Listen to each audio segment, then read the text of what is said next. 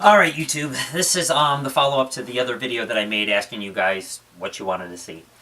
Had a lot of requests as far as marketing, how to get started, and basically controlling lines. I do a lot of balloon work in the area, so I'm pretty good at controlling the lines, even though I've kind of got away from lines. I do another system, but we'll get into that later. This video is going to be basically how to get started clowning. Basically, I had no intention of becoming a clown growing up.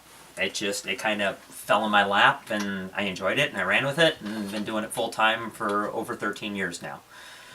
So, as far as becoming a clown, first of all, don't give up your day job just yet. It may come later on, depending on, the skills and how much work you have, and depending on the area you are in. It is a possibility. I have a degree in electronic engineering. I quit my day job in July of 2000 and been a full-time clown ever since. Never thought it would ever happen. Did it as a hobby for 9 years, never made a dime at it. Just did it because I loved it, because it was fun. Kids liked it, liked making kids happy.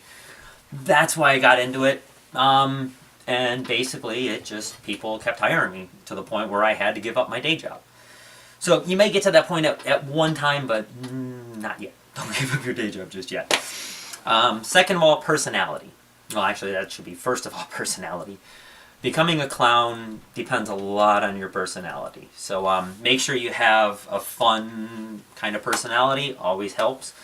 I've run into clowns before in the past that have a really poor personality as far as being a clown, but really good balloon people. In that case, I'd almost suggest becoming a decorator. You can still do a lot of artistic, very, very artistic balloon work as far as decorating. Money could still be good. I mean, you can get a good reputation being a decorator, doing the balloons, but as far as being a clown, being an entertainer, make sure you can handle that. And practice. Definitely practice. If you're going to do balloons, practice balloons. Right now with my balloons, unless I'm making something new, it's all muscle memory. I don't even have to look at my hands. I can talk, I can carry on a conversation, I can tell jokes the whole time making balloons. Never look at my hands. Problem is, sometimes somebody will request something and then I get on a different conversation. I end up looking down at my hands, and my hands made whatever I was talking to that person about rather than what the balloon request was. So sometimes it messes me up a little bit. But definitely practice. If you're going to do face painting, make sure you get good. Make sure you're fast. A lot of the time, speed is what helps because you're going to have a line. If you're out at a festival, at a park, at a picnic, you're going to have a line of kids waiting. So make sure you can do it quickly and make sure you can be entertaining while you're doing it.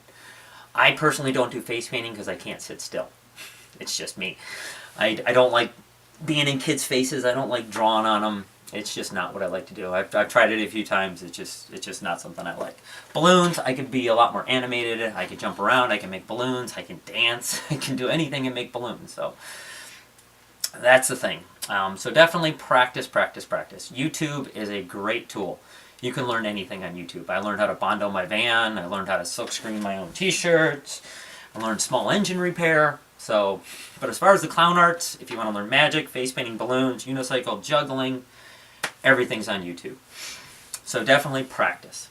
As far as makeup and costume, kind of search around, figure out what kind of personality you have, see what kind of makeups you like, see what other clowns are using, and then try to come up with your own face. So basically, you got to find your face. And that's what they say in a lot of clown things. So you got to have your face match who you are. Same thing with your costume. And then you got to pick your nose. I usually only do that when I'm driving, but all clowns pick their nose. So that's what I tell the kids.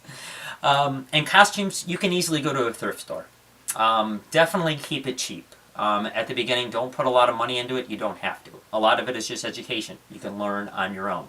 You don't need to go out and buy a $1,000 costume because if you don't like it, then you're stuck with a $1,000 costume. And clown costumes are so unique to the clown that you may be stuck with it if you decide not to do it.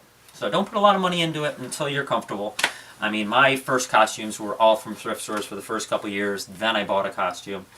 And now because I travel so much overseas, I get all my costumes made in Nepal. And I literally have hundreds of pieces of costumes. So I probably got about 75 different shirts for different occasions, for summer, for winter.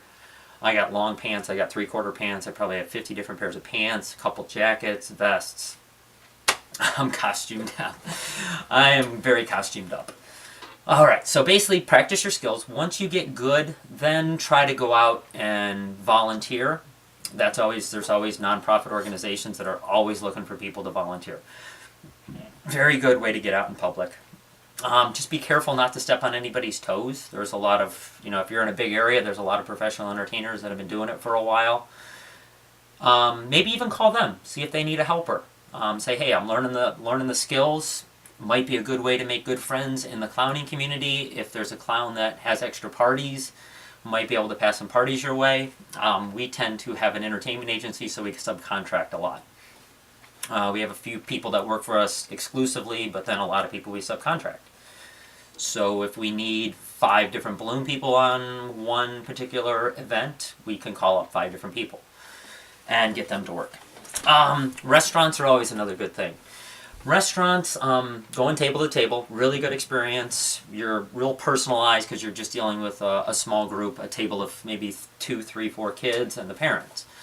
Try to entertain them. Try to make jokes. Try to be fun. Be happy. That's a key in this business. If people see that you're happy and you're having fun, they're going to be happy and have fun. Restaurants are really great for balloons. Not so much face painting or magic. One thing I have noticed, if you're doing a restaurant, if you give somebody something, they almost feel obligated to give you something back. So if you hand somebody a balloon, they'll usually hand you a few dollars. Face painting, not so much. Magic, oh, that was a good trick. Okay, bye. It's like, so if you're working strictly on tips, you kind of need the tips. So I usually wear a pin that says, tips accepted. If I'm working strictly on tips, it says I work basically solely for tips, or I work for tips. If I'm getting paid by the restaurant, then it says tips accepted, or tips appreciated, or something to that effect. So it doesn't really push it. But I don't push tips. I never even look at the tips I get. So if somebody hands me money, I put it in my pocket. I don't have a can or anything. All my tips go right in my pocket. It just keeps it private, because you don't want to see people with like, oh, okay, I got a lot of tips there, and oh, okay, well, you got too much money, I'm not going to tip you. So be very careful of that. But that's a good thing. So restaurants, if they're willing to pay you, great. You can kind of work that out. If not, you can work solely on tips. Another thing is, because restaurants, managers would have to get approval to get you paid, but they can also feed you or they can give you gift certificates. So you got to eat.